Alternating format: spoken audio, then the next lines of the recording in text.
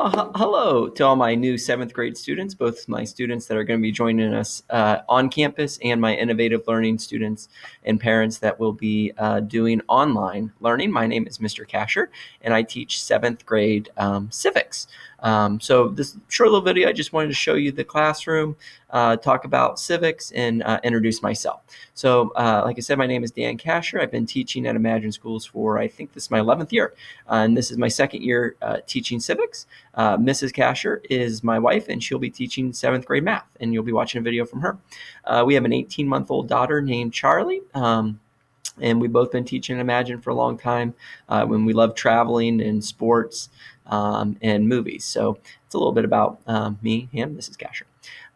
So I think this will be a really interesting year to be learning about civics because we'll be learning about government and elections, and that'll be an interesting thing to learn about during this 2020 election year.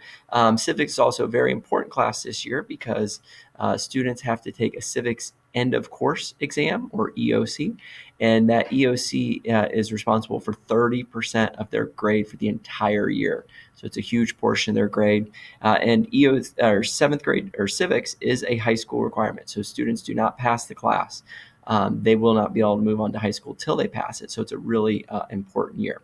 So the first thing I wanted to show was my classroom, just so you can see kind of what learning will look like this year. You can see the desks are in rows. They are spread out about 3 feet, 4 feet apart.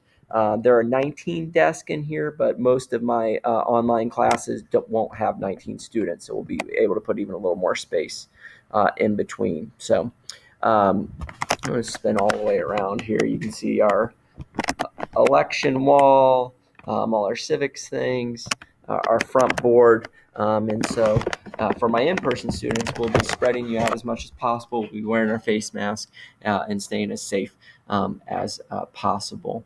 I wanted to talk a little bit about civics, and honestly, whether you're in person or doing the online, the class will look very similar, with types of notes and activities and online activities, and the material we'll be learning will be very similar.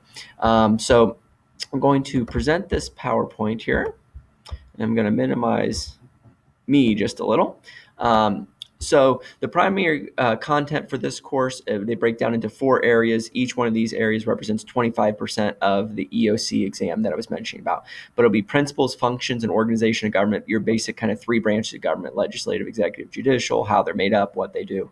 The origins of the American political system, that will be a little bit more history-based about the American Revolution and our founding fathers and the Declaration of Independence and the documents that inspired the ideas that led to America.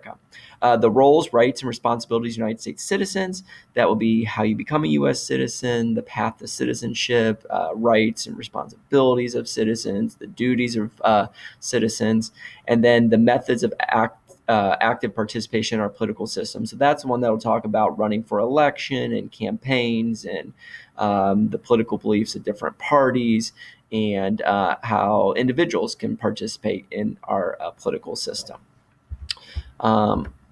So I mentioned the civics EOC. Again, in order to be promoted to high school, you have to pass civics. In order to pass civics, you're going to have to do well on the EOC because it's 30% of their grade for the entire year. And it's one 50-question multiple choice test. It's provided by the state.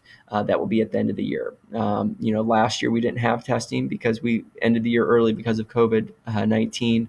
As far as we know, this year testing has not been canceled, so I'm going under the assumption that we will be taking the civics EOC, and we're going to prepare really hard for that. Kind of an example of what that's going to look like. You can imagine half of the year, their first and second 9 weeks grades, about a third of their grade. The other half of the year, third and fourth 9 weeks, is about a third of their grade. And then that one 52-question, 55-question exam is the other third. So it's a huge portion of their grade. So even if students are getting, C's the entire year, if they don't do well in that civics EOC, they're going to be in danger of not passing. So it's really important that we work really hard this year so that we do well on that. This just talks more about the civics EOC. This is on my website, to on the front of my website as well, but it basically works out to about 25% of the questions are low complexity, 50% medium, and 25% hard, and the hard ones are very hard. So it's really important that we know the material, that we're good test takers, and that we prepare for the test. This is just a sample of a moderate question. An easy question. And again, this PowerPoint's on my website.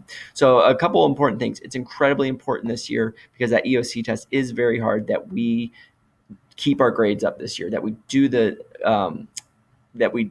that you do the homework, that you pay attention in class or online, and that you do all the assignments. You don't want to get behind. You don't want that grade to be low, or the lower your grade is going in the EOC, the better you have to do on it. So we want to keep our grades up really high this year. So how to be successful in class. Obviously, they'll look a little different this year, whether you're in person or online, but it basically basically breaks down to keep your notebook. You will need a 5-subject notebook. Keep it organized. Do homework when it's assigned. Do all of your assignments and pay attention, whether you're online or in class. Pay attention, study, and work hard.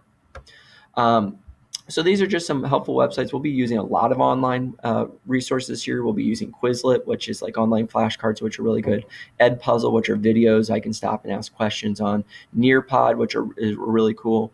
And CPALMS, which is the state of Florida has really good tutorials on every subject we learn too that are really helpful. One website I wanted to click on here is my website. My website is going to be your #1 place for good information here. And so here's the PowerPoint right here. We're looking at the syllabus, a video. But like if I just click on topic 1, which is our first topic we're going to learn this year, there's going to be a whole bunch of information here. So whether you're an online student or an in-person student, this will be a great resource to use. So here's the topic that we're doing, the standard, all the vocab words. If you click on this link, it'll lead you to a Quizlet. Once we'll sign up for Quizlet and Google Classroom and all like that in your first week. It's got videos. It's got PowerPoint, it's got notes, everything you'll need to be successful will be on here. So that'll be a really good source for you. I'll go back to PowerPoint here. I'm really excited to meet all of you, whether it's virtually or in person. If you have any questions, please feel free to reach out to me, and I can't wait to see you guys.